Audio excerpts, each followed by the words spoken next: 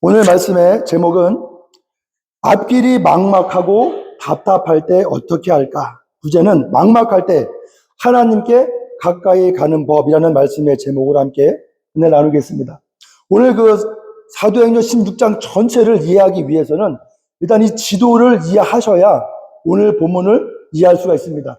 지금 오늘 본문의 내용은 어디냐면 이 안디옥에서 사도 바울과 이 실라가 이 다소로 해서 루스드라, 더베, 루스드라, 이고니온, 안디옥, 그리고 이 에베소 지역으로 전도하려 가려다가 성령이 막으셔가지고 계속 서쪽으로 가다가 또 북쪽으로 전도하려다가 이 비두니아 쪽으로 여기도 또 예수님의 영이 막으셔가지고 서쪽으로 계속 쭉쭉 가다가 이 무시아 쪽에 그리고 이 드로아까지 갔습니다. 그리고 여기서 이 에게를 넘어서 빌립보까지, 즉 오늘 본문 이 16장은 안디옥에서부터 쭉 해가지고 이 빌립보 지역까지의 내용을 담고 있는 것이 바로 오늘 본문 사도행전 16장 전체의 내용이죠. 다시 본문으로 와서 앞길이 막히고 답답할 때 우리는 어떻게 해야 할까요? 이 답답하고 막막한 중에도 하나님이 뜻하신 곳으로 가까이 갈 수 있을까?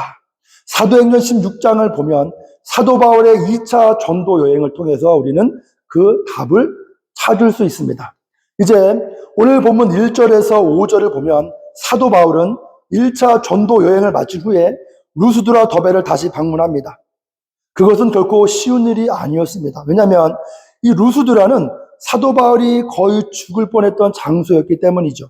그는 그곳에서 루스드라에서 유대인들에게 돌에 맞아 죽을 뻔한 경험이 있었습니다. 인간적으로 생각해보면 그런 위험이 도사리고 있는 곳은 사도 바울도 피하고 싶었을 겁니다. 하지만 사도 바울 안에 내주하시는 성령께서 사도 바울을 지금 더베와 루스드라로 이끄신다는 거죠. 사도 바울은 그 부르심에 순종하여 더베와 루스드라로 지금 떠나갑니다. 그리고 그곳에서 중요한 동역자 디모데를 만나게 되죠. 하나님께서 사도 바울을 루스드라로 가게 하신 이유는 바로 그곳에서 디모데라고 하는 믿음의 동역자를 예비하셨기 때문이라는 거예요. 디모데는 기꺼이 자신의 집과 가족을 떠나 사도 바울과 함께 전도 여행을 떠나갑니다. 그 당시 디모데는 20대 초반의 청년이었으며 그의 믿음은 매우 깊었습니다. 성경은 그가 모든 사람에게 칭찬받는 인물이었다고 기록합니다. 여러분, 루스드라는 사도 바울에게 두려움과 걱정의 장소가 아니라 하나님의 도우심이 있는 장소로 변했습니다. 하나님께서 이끄시는 마음을 주실 때, 우리 가운데 하나님이 이끄시는 마음을 주실 때 우리는 그 길을 믿고 따를 수 있습니다. 과거의 상처나 트라우마 때문에 우리가 두려워할 수도 있지만 하나님께서 이끄시는 길이라면 그 길은 결코 두려움의 길이 아니라 우리 인생에 도움이 되는 길임을 우리는 꼭 믿어야 한다는 거죠. 왜냐하면 하나님의 뜻이 거기에 있기 때문입니다. 오늘 보면 다시 6절에서 10절을 보면 더베, 루스드라, 비시디아, 안디옥을 거쳐서 남쪽 에베소 지역으로 가서 복음을 전하려고 사도 바울은 계획을 했습니다. 에베소는 1세기에 아시아에서 가장 큰 도시 중에 하나로 상업, 문화, 정치, 종교 등 여러 면에서 굉장히 중요한 도시였습니다. 그 당시 인구는 약 25만에서 30만 명 정도였으며 사도 바울이 복음을 전하기에 아주 적합한 곳이었다는 거죠. 그러나 중요한 것이 무엇이냐? 성령께서 그 길을 막으셨다고 성경은 기록합니다. 그리하여 사도 바울은 서쪽으로 계속 진행하여 무시아 지역에 이릅니다. 그리고 무시아에서 또 북쪽에 있는 비두니아로 전도하려 했으나 예수의 영이 그 또한 그 길을 막았다고 성경은 기록한다는 거죠. 남쪽과 북쪽의 전도의 길이 막히자 사도 바울은 답답한 마음을 품고 계속해서 서쪽으로 걸어갔습니다. 지도를 제가 다시 한번 말씀드리면 지금 사도 바울과 실라가 전도여행을 쭉 올라가다가 계획은 뭐였냐면 이쪽으로 전도를 하려고 했어요. 그런데 예수의 영이 막으셔서 이쪽에 전도를 못하고 서쪽으로 가다가 이제 또 북쪽으로 전도하려고 했는데 여기도 성령이 막으셔서 어쩔 수 없이 이 서쪽으로 계속 밀려와서 무시아 지역까지 왔다. 이렇게 얘기하는 거죠. 여기서 중요한 점은 뭐냐면 사도 바울이 길이 막혔다고 생각한 바로 그 순간에도 사도 바울 스스로는 왜 길이 막히네, 남쪽도 막히고 북쪽도 막히네, 길이 막혔다고 생각한 바로 그 순간에도 서쪽의 길은 여전히 열려 있었다는 거예요. 하나님께서는 남쪽과 북쪽은 막으셨지만 서쪽은 열어두셨습니다. 사도 바울은 자신의 계획이 막히고 답답한 상황에서 하나님께서 그를 서쪽으로 이끄시는 것을 깨닫지 못했을지도 모릅니다. 하지만 결국 하나님은 그를 드로아 지역까지, 서쪽 맨 끝까지 이끄셨습니다. 이제 드로아에 도달했을 때, 드로아죠. 드로아에 도달했을 때 마침내 하나님은 환상을 통해서 사도 바울에게 하나님의 뜻을 분명히 보여주셨습니다. 사도 바울은 환상 중에 마게도냐 사람의 요청을 받으며 하나님의 뜻을 확인하게 되었고, 이제 그 전도 여행은 새로운 국면, 새로운 전환점을 맞이하게 된다는 거죠.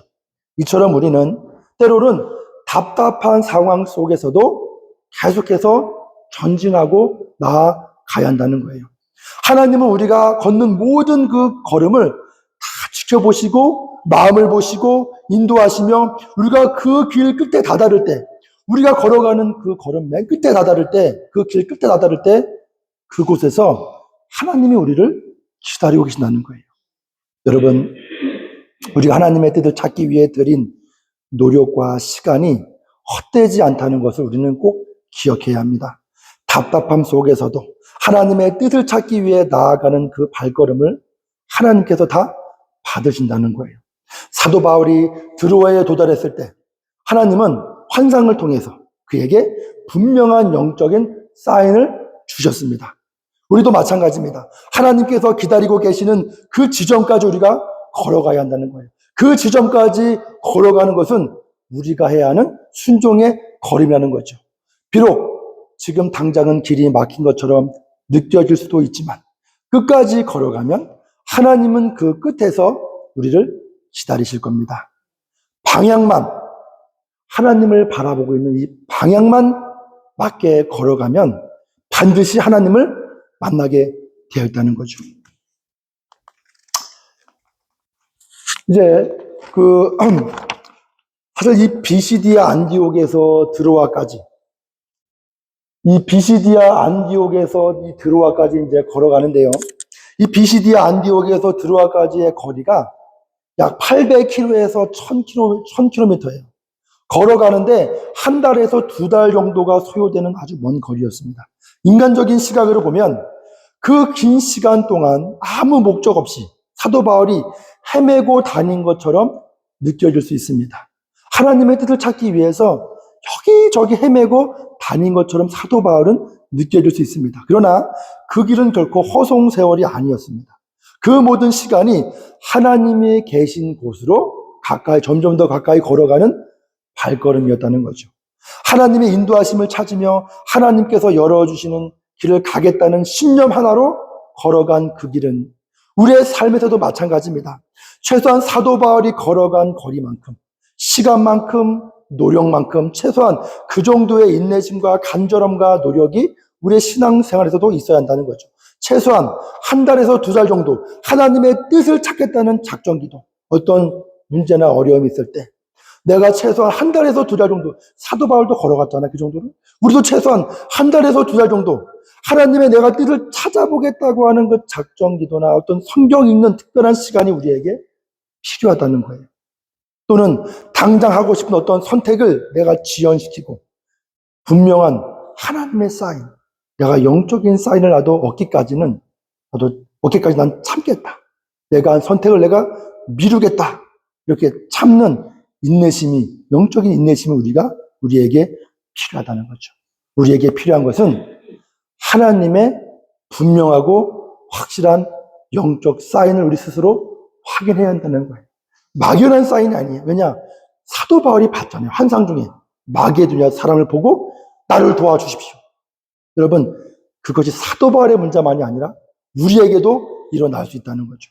오늘 혹시 하나님의 뜻을 찾고 계신 분이 여기에 계시다면, 또는 지금 처한 상황이 길이 막히고 답답함을 느끼는 경우라면 분명한 하나님의 뜻을 확인하기까지 그 길을 돌이키지 마시고 끝까지 걸어가십시오.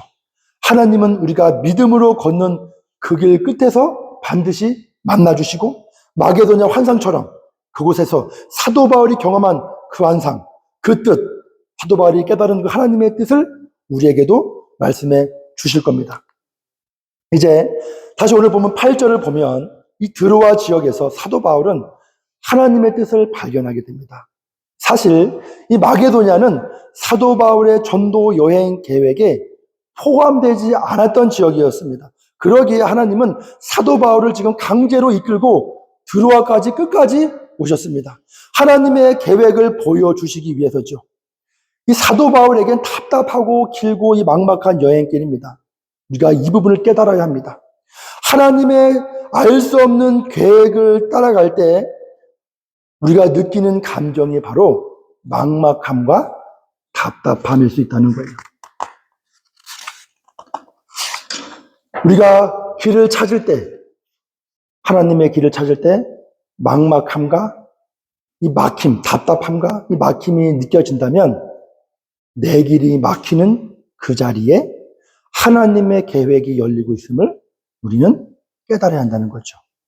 사도 바울은 마게도냐에서 하나님께서 준비하신 중요한 사역을 합니다. 빌립보에서 옥감 장수 루디아를 만나게 되고 그녀의 가정이 구원을 받습니다. 또한 귀신 들린 여인을 만나고 그녀의 영혼을 구원해 주었습니다. 이어서 감옥에서 간수장의 가족들을 구원하는 큰 일을 이루었다는 거죠. 그러나 귀신 들린 여인을 구한 일로 인해 사도 바울은 억울하게 22절에 보면 매를 맞고 감옥에 갇히는 상황을 맞이하게 되었어요. 여러분, 우리가 지금까지 이제 사도 바울의 2차 전도 여행을 여기까지 빌립보까지 살펴보면 겉으로 보기엔 사도 바울의 계획대로 된 일이 하나도 없는 것처럼 보입니다. 하지만 하나님의 인도하심 속에서 사도 바울은 중요한 만남들을 경험하게 되었습니다. 루스드라에서는 중요한 동역자 디모데를 만났고 빌립보에서는 옥감 장수 루디아를 만났습니다. 이 루디아는 빌립보 교회의 초기 개척 멤버가 되었습니다. 또한 세상 사람들의 돈벌이의 수단으로 이용당하고 있던 불쌍한 그 귀신 들린 여인을 또 구원하게 되었습니다. 또한 사도 바울을 가둔 이 간수의 가족들이 구원받는 놀라운 일이 일어났다는 거죠. 이 모든 일들은 사도 바울의 계획 속에 있는 일이 아니었다는 거예요. 그러나 하나님의 계획 속에서 다 준비되어지고 이루어진 일이었으며 하나님의 교회를 세우기 위해서 유럽 지역에 아시아 지역이 아닌 유럽 지역에 하나님의 교회를 확장하기 위한 하나님의 계획이고 인도하심이었다는 거죠. 그러나 이 모든 사건들이 인간적인 시각에서 보면 그 순간에는 답답하고 일이 풀리지 않는 것 같고 뭔가 계속 일이 꼬이는 것 같고 이 막막한 상황으로 보일 수 있다는 거죠. 우리가 영적으로 깨달아야 할 것은 내 뜻이 막힐 때 그것이 하나님의 뜻이 열리는 과정임을 우리가 항상 깨달아야 합니다. 그리고 그 상황과 환경 속에 담겨 있는 내 인생의 디모데, 내 인생의 루디아, 도움이 필요한 영혼들이 있음을 깨달아야 한다는 거죠. 여러분, 단순히 답답한 막막한 문제가 아니라 내 인생에 하나님께서 준비해 두신 디모데, 루디아, 그런 사람들을 내가 발견해야 한다는 거예요. 이 과정 속에서 우리가 주목해야 할 것은 뭐냐? 바로 그 막막한 답답한 길을 걸어가는 사도 바울의 태도입니다. 사도 바울의 태도. 사도 바울과 신라의 태도입니다. 사도 바울은 끝까지 포기하지 않고 끊임없이 그 실패의 길처럼 보이는 그 길을 하나님의 뜻을 찾아서 헤매고 다녔습니다. 그는 어떤 상황에서도 낙심하지 않았고 심지어 감옥에 갇히는 고난 속에서도 불평하지 않았습니다. 원망하지 않았습니다. 특별히 우리가 하나님의 길을 찾을 때 답답함과 막막함 속에서 우리가 반드시 조심해야 하는 것은 뭐냐? 바로 이거예요. 불평, 불만, 짜증, 원망, 분노와 같은 부정적인 감정에 붙잡히지 말아야 한다는 거예요. 왜냐하면 이런 부정적 감정이 하나님의 뜻을 보지 못하게 막을 수 있기 때문이죠. 여러분,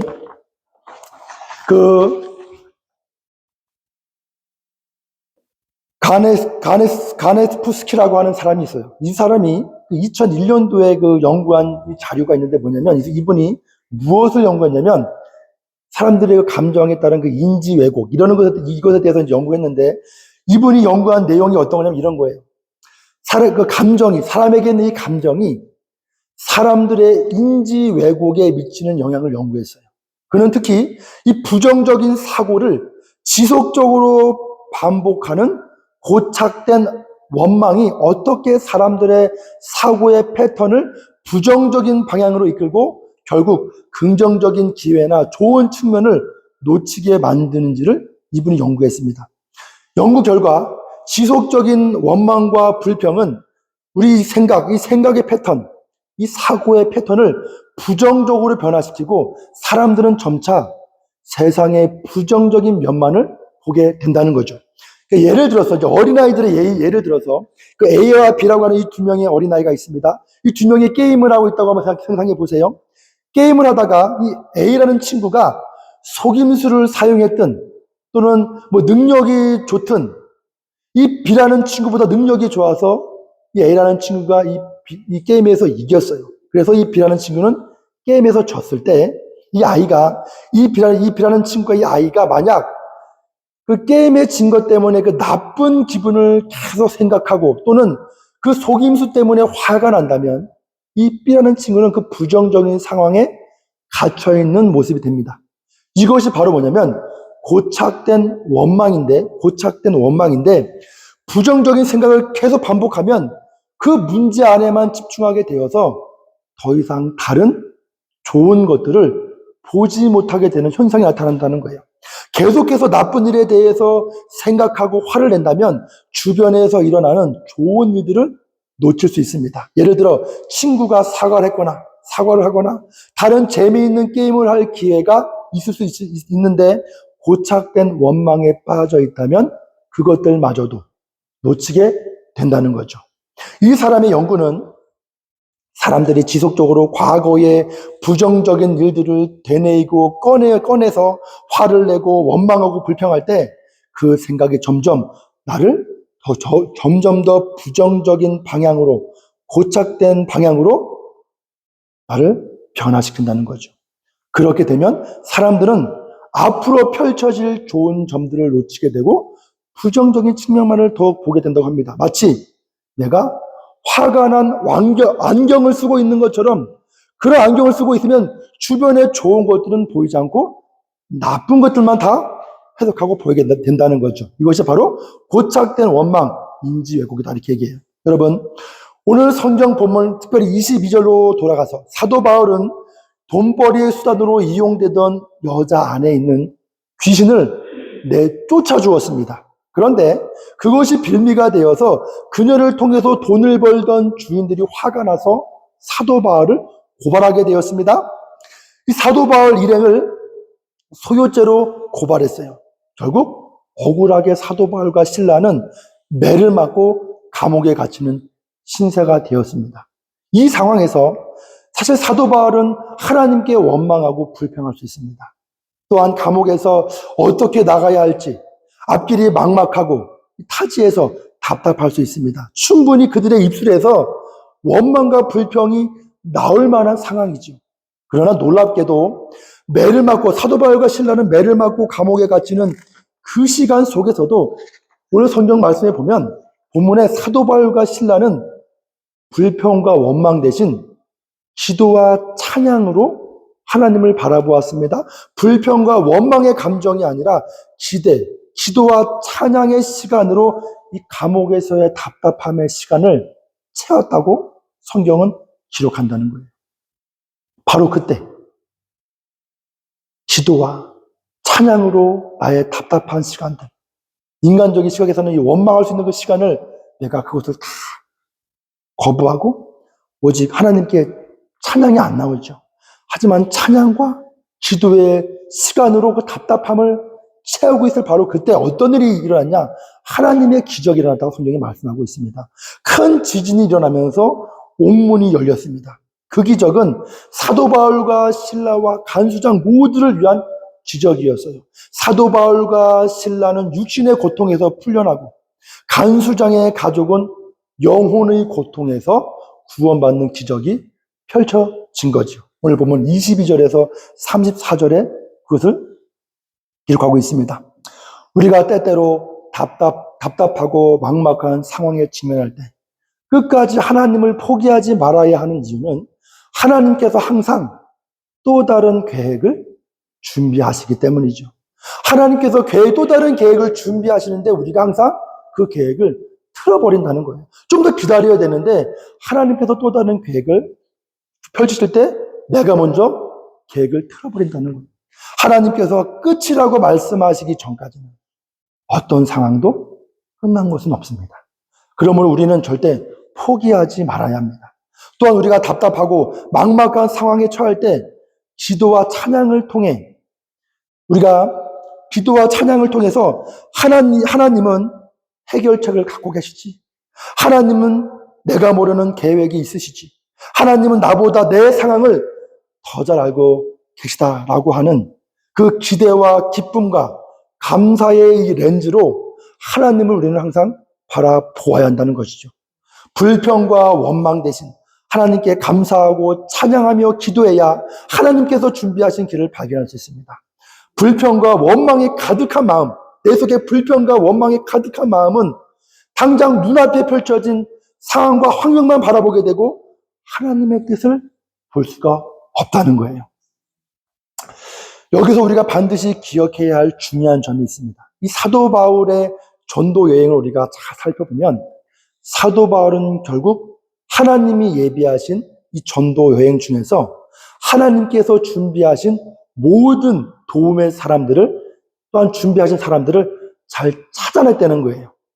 디모데, 루디아, 귀신 들린 여인, 간수장 등 하나님께서 그의 전도 여행에서 미리 준비해 두신 이들을 다 만났습니다. 다 찾았습니다.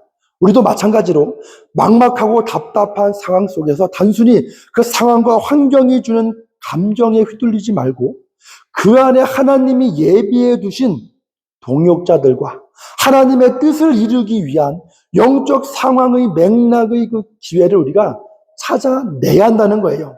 여러분, 디모데처럼 우리와 함께 동역할 믿음의 사람들, 하나님께서 보여주신 마귀의 도냐 환상처럼 우리의 사역, 우리의 미래를 이끌어갈 비전, 또한 재정적 지원을 해줄 루디와 같은 사람들, 그리고 구원받을 영혼들이 우리 주변에 있다는 사실을 우리는 인식해야 한다는 거죠. 여러분, 답답함에 묶여 있으면 안 돼요. 그 속에 하나님이 예비해 둔 것들을 우리는 찾아내야 된다는 거죠. 그렇다면 어떻게 우리 인생길에서 하나님이 예비하신 영적 동역자, 하나님의 뜻을 나타내는 환상, 재정적 동역자, 구원받을 영혼들을 우리는 어떻게 찾아낼 수 있을까요? 또한 우리가 그것을 찾아냈다면 또 하나님이 예비하신 그것들을 우리가 발견하게 된다면 그것이 정말 하나님이 예비하신 것이라는 확신을 내가 또한 어떻게 가질 수 있을까?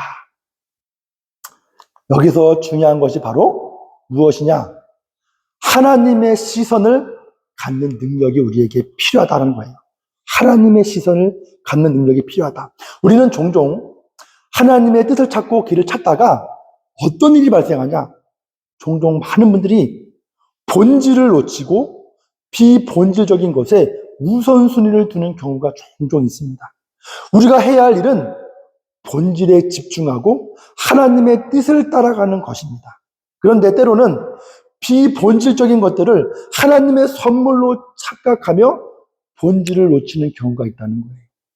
그래서 중요한 것은 막막한 길목에서 하나님의 도움과 선물을 분별하는 능력이 있어야 됩니다. 이를 위해서 우리는 세 가지 분별력이 필요합니다. 즉 우리가 겪는 어려움과 또한 발견들 그리고 도움들이 하나님의 예비하심인지 아니면 내 생각에 의한 것인지 우리는 분별할 수 있어야 합니다. 첫 번째로 필요한 게 무엇이냐?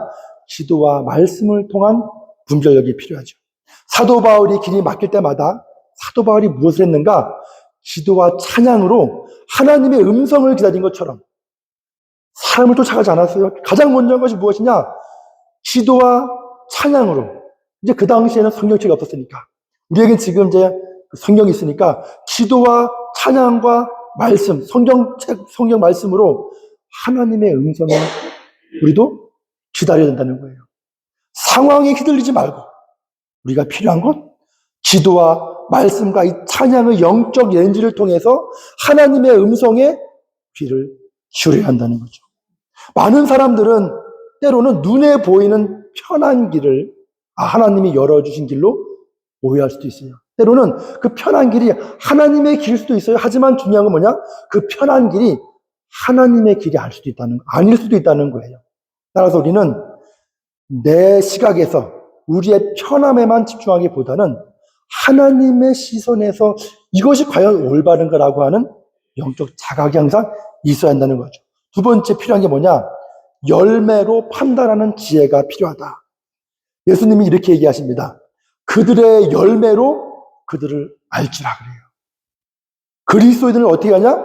그리스도인의 열매로 너가 참된 그리스도이구나 깨 안다는 거예요. 여러분, 사도 바울이 여행 중에 만난 이 디모데는 복음의 동역자가 되었고, 루디아는 자신의 집을 열어서 루디아는 자신의 집에서 교회를 세웠으며, 간수장은 온 가족이 구원을 받았습니다.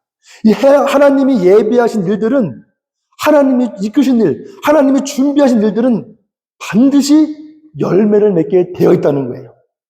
반대로 우리가 비본질적인 것에 집착하면 오히려 혼란과 상처와 염증만 남게 된다는 거죠. 우리는 우리 스스로를 보고 우리의 열매를 보고 더 자세히 설명하면 열매 맺기까지의 그 일련의 과정들을 우리가 예의주시하면서 바라보면서 어떤 싹이 나타나서 어떤 열매로 마무리되는지 그 일련의 과정들을 우리가 유심히 지켜봐야 한다는 거예요. 내가 이렇게 하고 있을 때 지금 어떤 싹이 나고 있는가, 어떤 열매가 지금 맺히고 있는가를 바라보면서 이것이 뭔가 열매가 잘못됐구나. 바로 그 방향을 틀어야 한다는 거죠. 세 번째, 막힘과 열림으로 분별하는 지혜. 이 사도 바울의 전도 여행처럼 하나님의 뜻은 분명합니다. 두 번 얘기하세요. 성령께서 막으신다. 예수의 영이 막으신다. 성경은 분명히 얘기해 주셨어요. 사도 바울의 전도 여행처럼 하나님은 뜻이 아니면 막으시고 하나님의 뜻이라면 열리게 하신다는 거예요. 우리는 이 점을 분별할 수 있어야 됩니다. 어떤 분들은 종종 하나님께서 막으시는 것을 모르고 끝까지 고집하면서 가시는 분들이 있다는 거예요. 내 고집대로 그냥 가는 분들이 있어요. 하나님께서 분명히 막으시는데 내 고집을 부리며 가는 분들이 있고, 또 어떤 분들은 반대로 하나님께서 막지 않으시는데도 스스로 판단하여 내 스스로 포기하고 되돌아서는 경우도 있다는 거죠. 하나님이 절대 막으신 게 아니었어요. 그런데 내 스스로가 판단하면서 스스로가 돌이킨다는 거예요. 사도 바울도 아시아에서, 본인의 계획은 아시아에서 에베소에서 전도하는 거였기 때문에 자신이 합리적으로 굉장히 합리적이죠. 에베소의 큰 도시에서 복음 전도하는 거, 유대인 회당에서 복음 전도하는 거 너무나 합리적이죠. 하지만 사도 바울도 아시아에서 정말 고집스럽게 전도할 수 있었지만 사도 바울은 뭘 느꼈냐? 성령께서 이것을 막으신다고 하는 영적인 감정을 사도 바울이 느꼈다는 거예요. 우리 속에 하나님의 성령이 내주하시면 하나님의 느끼시는 그 감정을 나도 느낄 수 있다는 거죠. 내 속에 계시기 때문에. 사도 바울은 자신의 감정 너머에 있는 하나님이 주시는 감정을 느꼈습니다. 하나님께서 갖고 계신 감정을 사도 바울이 느꼈어요. 하나님의 감정을 느끼려면 하나님에게 집중을 해야 돼요. 하나님이 원하십니까? 하나님에게 집중해야 된다는 얘기죠. 우리도 하나님의 감정을 느낄 수 있어야 합니다. 따라서 내 자신의 감정에 집중하면 안 돼요. 우리는 항상 내 자신의 감정에 집중하기보다는 하나님께서 주시는 감정을 느껴야 되고, 하나님께서 어떤 감정을 느끼실까? 하나님의 감정에 우리는 집중해야 한다는 것입니다. 하나님의 마음을 달라고 기도해야 합니다. 우리가 해야 할 기도는 하나님의 마음을 허락하여 주셔서 하나님의 감정을 느끼게 하여 주옵소서. 하나님의 뜻이 아니라면 나에게 불편한 마음을 주옵소서. 거부되는 마음을 주옵소서. 또 하나님의 뜻이라면 기쁨의 마음, 평안의 마음, 감사의 마음을 주옵소서. 이 기도를 통해 우리는 하나님의 길을 분별하고 그 하나님의 인도하심을 따라갈 수 있다는 거죠. 여러분, 오늘 말씀의 제목, 앞길이 막막하고 답답할 때 어떻게 할까? 막막할 때 하나님께 가까이 가는 법. 결론적으로 사도 바울의 2차 전도 여행은 처음부터 사도 바울이 계획한 대로 진행된 길이 아니었습니다. 하지만 끝까지 하나님 중심으로 하나님만을 바라보며 하나님이 열어주시는 길을 가겠다는 그 신념 하나로 막막한 길을 찾아가지만 결국 그 막막함이 단순한 고난이 아니라 하나님께서 준비하신 선물들을 찾기 위한 과정이었다는 것을 나중에 사도 바울은 깨닫게 되었다는 거예요. 우리의 삶도 마찬가지입니다. 길이 막히고 답답할 때 결코 쉽게 포기하지 말고 불평하거나 원망하지도 말아야 합니다. 오히려 기도와 말씀과 찬양에 더욱 집중하며 하나님의 뜻을 이루어달라고 우리는 나아가야 합니다. 내 뜻이 막히는 그 자리에서 세상 사람들은 내 뜻이 막히면 포기하지만 내 뜻이 막히는 그 자리에 하나님의 뜻이 열리고 있다는 믿음을 가져야 합니다. 또한 하나님의 길을 갈 때는 하나님의 시선으로 그 길을 분별해야 합니다. 비본질적인 달콤함에 속지 말고 발걸음을 멈추지 않으며 하나님이 준비하신 선물들을 발견해야 합니다. 가는 길 여정 속에 반드시 하나님께서 준비해 주신 선물들이 곳곳에 있다는 거예요. 여러분, 육신의 눈으로 판단하지 말고 기도와 말씀 속에서 영의 눈으로 분별해야 합니다. 그 분별하는 방법 중 하나는 가장 큰 기준이 뭐냐면 내가 내 신앙이 더욱 깊어지는 방향으로 항상 방향을 선택해야 돼요. 내가 이것을 했을 때 내가 이렇게 되면 내가 점점 교회와 멀어지네. 내가 하나님과 멀어지네. 내 신앙이 멀어지네. 그러면 그것은 하나님의 뜻이 아니에요. 우리가 어떤 선택을 했을 때 하나님과 점점 가까워질 수 있는 방향이다. 그러면 그 선택은 할 수 있다는 거죠. 그 선택은 안전하다는 거죠. 마태복음 6장이 이렇게 얘기하죠. 너희는 먼저 그의 나라와 그의 의를 구하라. 그리하면 이 모든 것을 너희에게 더하시리라. 여러분, 우리 인생의 기준점을 향하는 그 방향만 맞추면 우리가 어디에 있든 결국에는 하나님을 만나게 되어 있습니다. 여러분, 정리를 제가 5가지를 했습니다. 불평 대신 기도와 찬양과 말씀으로 하나님께 나아가세요. 내 뜻이 막힘 속에서 하나님의 뜻이 열림을 믿으세요. 하나님의 시선으로 길을 분별하세요. 신앙이 깊어지는 길을 선택하세요. 분명한 확신을 받을 때까지 기도를 멈추지 마십시오. 제가 오늘 말씀을 제가 준비하면서 4가지 상황, 사도 바울이 겪은 4가지 상황이 있었어요. 4가지 상황. 어떤 상황이었냐? 첫 번째로는 원하지 않는 곳으로 이끄실 때 그것을 받아들이는 상황. 또는 원했던 모든 계획과 준비가 막힐 때 그것을 내려놓아야 하는 상황. 3번째로 예상하지 못한 길로 이끄실 때 순종해야 하는 상황. 4번째, 고난 속에서도 불평과 원망이 아닌 기대와 찬양을 드려야 되는 상황. 제가 이 4가지 상황이 바로 이 사도 바울과 실라가 직면한 상황인데 그때마다 우리가 어떤 기도를 해야 될까? 제가 그래서 한번 기도문을 제가 하나씩 준비해 봤습니다. 혹시 여러분들 중에서 이 4가지 상황 속에서 4가지 중에 한 상황이 혹시 같이 기도할 때 본인의 마음에 와 닿으시면 꼭 이렇게 제가 기도 가이드를 제가 한번 해드렸기 때문에 이러한 기도를 꼭 하시길 바랍니다. 첫 번째 어떤 상황이냐? 혹시라도 여기 계신 분들 중에 내가 원하지 않는 것으로 하나님께서 이끄시는데 그것을 내가 받아들여야 되는 기도가 필요하다는 거예요.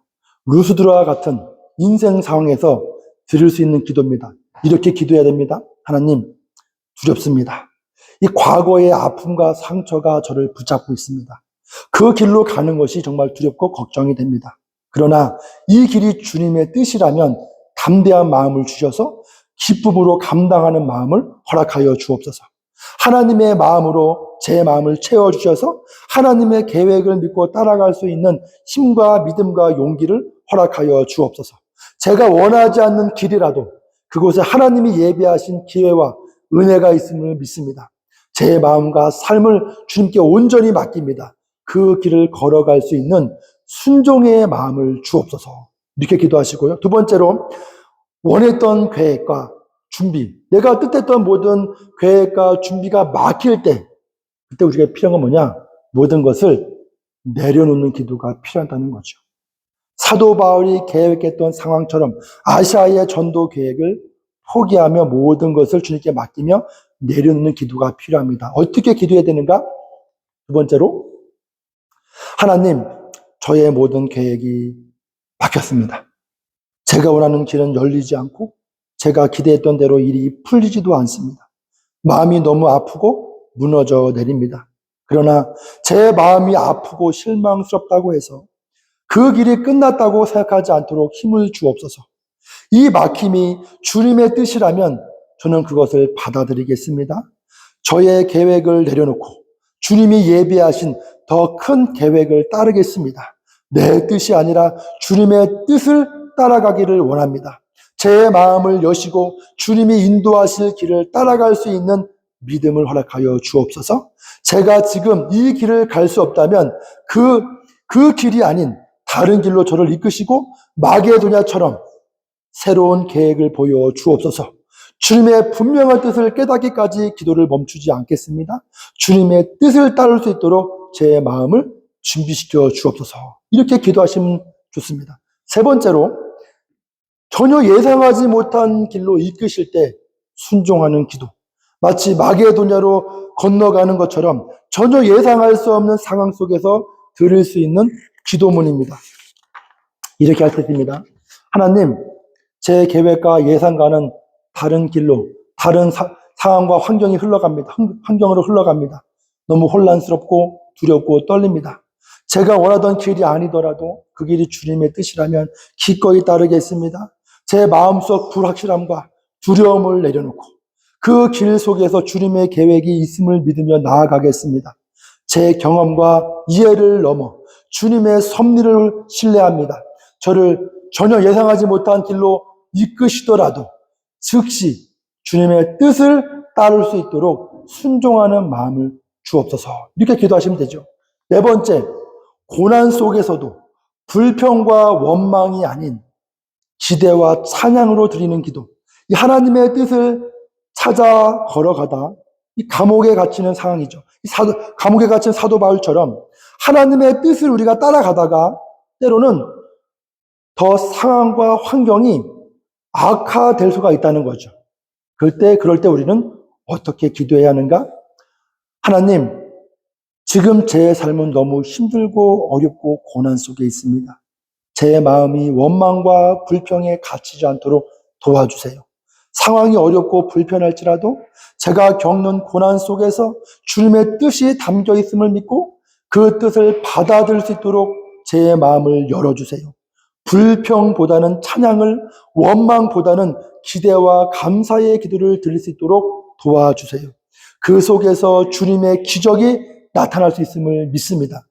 주님의 인도하심을 믿으며 모든 상황을 주님께 맡기고 찬양의 제사를 드리게 하여 주옵소서. 예수님의 이름으로 기도합니다. 아멘. 이렇게 기도하시